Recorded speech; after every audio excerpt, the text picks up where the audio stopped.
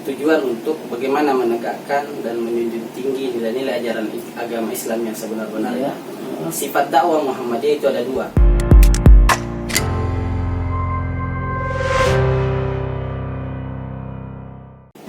Assalamualaikum sahabat ngopi, kembali lagi di channel Kopi Dialog. Pada pagi hari ini kita bersama salah satu pemuda dari Makassar yang kiprahnya di dunia kepemudaan itu tidak diragukan lagi. Sudah banyak kegiatan-kegiatan kepemudaan yang sudah diikuti. Ya, untuk kita bisa berkenalan lebih dekat, kita berbincang bersama Akbar. Begini, yang menarik, yang ingin sebenarnya yang teman-teman juga mungkin yang ingin tahu itu tentang kenapa dia mau terjun ke dunia keorganisasian untuk mengurusi anak muda. Padahal di zaman sekarang mungkin di umur yang masih sangat muda ini bisa pergi kemana-mana, bisa traveling mungkin sama teman-teman kita. Maksud saya, kenapa perlu sih mau berkembang bersama anak-anak muda? Oh iya, jadi begini kakak ini, saya terkadang kalau di dalam dunia organisasi, satu hal yang selalu pasti saya sangat butuhkan di dalam manajemen organisasi atau kehadiran saya dalam sebuah organisasi adalah manajemen diri saya. Untuk diri saya pertama, ya. Untuk diri saya pertama. Kemudian saya mengutip terkadang perkataannya dari Perdana Menteri Inggris, Perdana Menteri perempuan pertama yang Margaret Thatcher, yang mengatakan bahwa semua itu bagaimana takdir seseorang itu terkonstruk mulai dari niat, pikiran, kemudian akselerasinya bisa sampai ke perilaku itu kemudian menjadi kebiasaan ini kemudian menjadi karakter, dan karakter ini nanti akan menentukan kita di masa depan. Bagi saya berorganisasi itu mengkonstruk karakter saya menjadi seorang top leader, menjadi seseorang yang mampu memecahkan masalah, dan secara pribadi pun itu saya sangat dapatkan di organisasi. Dan tidak mungkin saya bisa dapatkan pembinaan manajemen diri, manajemen sumber daya manusia yang lebih luas secara konteks segmentasi apapun itu organisasinya, itu selain dengan kita berorganisasi. Di sisi lain tentu pasti ada tujuan organisasi yang kenapa kita mau bergabung di situ. Oh, jadi itu yang begini, maksudnya yang paling basic, kenapa kita mau berorganisasi, kenapa kita mau berkembang dengan organisasi kepemudaan itu karena untuk diri sendiri dulu ya. Pertama untuk diri sendiri. Oh, begitu. Jadi memang untuk itu tadi, bahwa banyak hal yang positif yang bisa kita kembangkan di organisasi. Tapi apakah tidak tertarik itu? Maksudnya mungkin saya tidak bilang bahwa main game itu tidak bagus ya, tapi maksud saya kita mungkin cukup main game saja, nongkrong sama teman-teman sampai jam berapa begitu. Nah, itu kan menarik juga. Maksudnya itu kan, masa tidak tertarik ya sama hal-hal yang seperti itu? Jujur saja kakak Indi, saya termasuk orang yang tidak suka untuk game yang kekinian, yang di handphone, di gadget banyak orang mainkan. Tapi ketika dulu di masa kecil atau di masa-masa sekarang pun terkadang saya masih ikut masih ikut. Kadang kalau teman-teman kita ngumpul tentang kita main game, kadang kita COPS di secret. Oh begitu. Jadi sebenarnya artinya tidak ditinggalkan juga. Tidak ditinggalkan. Ketertarikan itu ada, tetapi berorganisasi itu saya pikir adalah hal yang paling mendasar. Seseorang pasti punya tujuan. Pasti punya tujuan, ada simbiosis mutualisme di dalam. Enggak, karena begini ya, saya potong sebentar, bahwa kadang kan orang bergabung sama organisasi, salah satu organisasi itu misal karena hal-hal yang lain penyebabnya, mungkin karena ingin menambah teman, ingin menambah pacar, ingin menambah apa begitu. Nah, kita, kalau saya tangkap tadi, basicnya untuk pengembangan diri dulu secara pribadi. Tapi di lain sisi juga tidak ditinggalkan ini dunia-dunia anak muda yang sifatnya mungkin kayak bermain game, nongkrong, masih tetap. Jadi tidak kunci bahwa betul organisasi saja.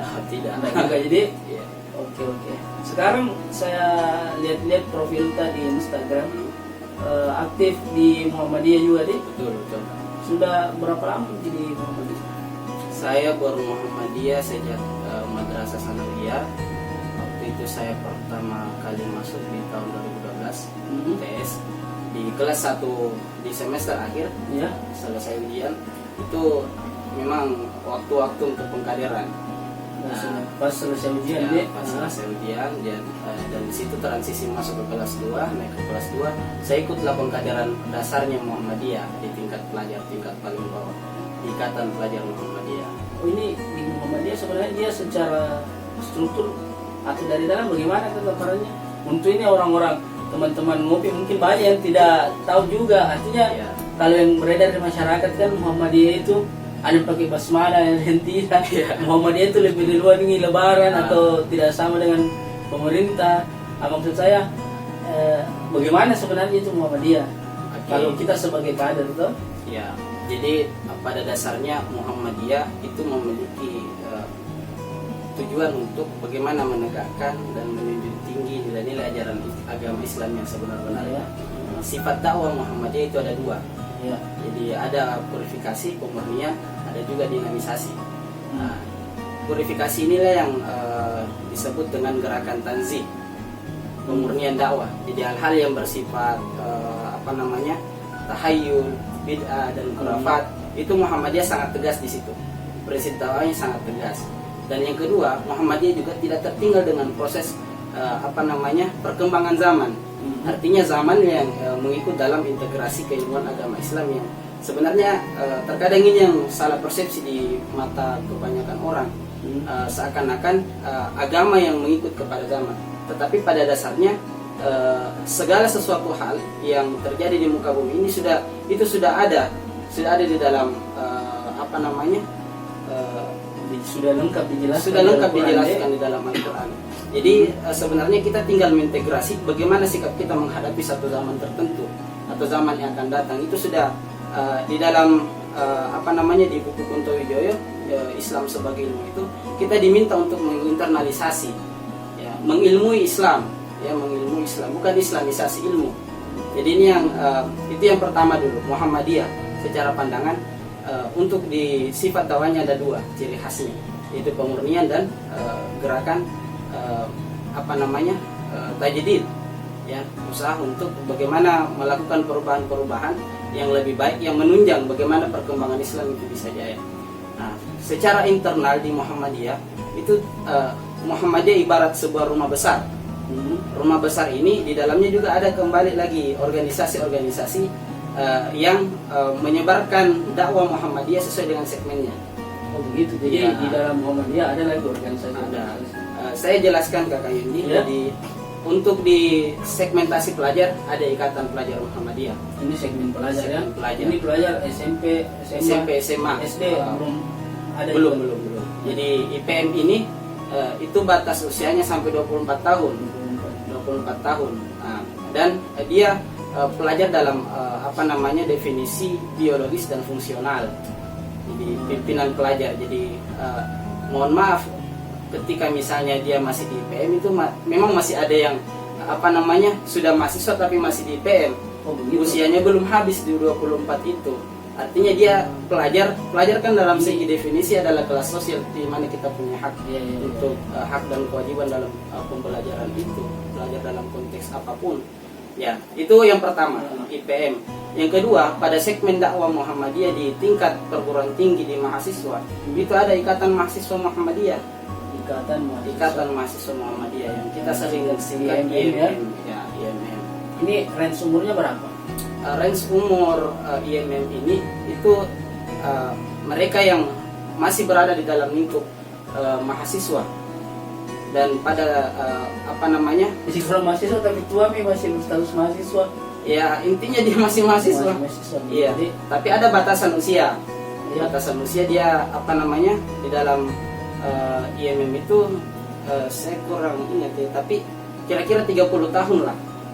30 tahun. Tapi sebetulnya ngambil doktor atau master, magister, Iya. itu kan mahasiswa juga. Bagaimana? statusnya kalau dia bermuhammadiyah? Intinya selama usianya belum lewat daripada 30 tahun itu, Ya, dia tetap masih dikatakan dari- IMM sekalipun dia sudah dokter atau seperti apa. Intinya itu Kak. Dan selain dari IMM ini, pada tingkat yang lebih tinggi itu ada pemuda Muhammadiyah. Nah, ada pemuda Muhammadiyah. Pemuda Muhammadiyah ini segmentasinya lebih luas lagi. Iya, iya. Nah, pemuda kan kalau menurut undang-undang kita sampai 40 tahun. 40 tahun itu usia pemuda. Jadi konteks yang lebih luas yang cakupannya bisa sampai di akar rumput di tengah-tengah masyarakat yang yang berusia pemuda, itu misi dakwanya dilakukan oleh pemuda Muhammadiyah. Oh gitu. Yang formal-formal nih. Ya, dan selain pemuda Muhammadiyah juga ada juga yang memang khusus perempuannya, pemudinya. Wah, juga untuk Ya, pemudi. namanya Nasihatul Aisyah. Dia di mana ini, segmen apa digarap ini? Jadi dia pada segmen perempuan, Perempuan yang berumur bagaimana? sama juga usianya, Oh, yang batasannya sampai 40 tahun. Ya. Jadi selain itu juga Kakak Yundi, Muhammadiyah juga punya ortom yang lain. Yang sebenarnya ada beberapa ortom Muhammadiyah. Itu yang saya sebutkan paling bawah. Kemudian di paling atasnya itu ada Aisyah. Jadi semua yang sudah di PM bertransformasi ke IMM, ke pemuda untuk laki-lakinya. Setelah dari pemuda mereka masuk di Muhammadiyah. Untuk perempuannya setelah dari PM bertransformasi ke IMM, kemudian di Nasihatul Aisyah. Setelah dari Nasihatul Aisyah dia naik lagi pada jenjang yang lebih tinggi, yaitu Aisyah. Nah, Aisyah inilah salah satu ortom spesial Muhammadiyah yang memang di dalamnya adalah ibu-ibu Muhammadiyah. Nah, jadi ibu-ibu yang semua yang pernah di angkatan muda Muhammadiyah, ketika dia sudah menjadi ibu-ibu, ya mereka masuk di Aisyah. kenapa tidak kenapa tidak disimplifikasi saja? Maksudnya dia ya udah Muhammadiyah saja. Atau Artinya- memang dibuat segmen-segmen seperti itu atau ada target-target tertentu Ya. atau ada kurikulum tersendiri setiap segmen itu. Sebenarnya ini manajemen saja Kak. Manajemen dan strategi Muhammadiyah bagaimana supaya bisa fokus membidik satu segmen tertentu sehingga jaringan-jaringan Muhammadiyah itu bisa lebih luas secara ekspansi dan diaspora dakwah.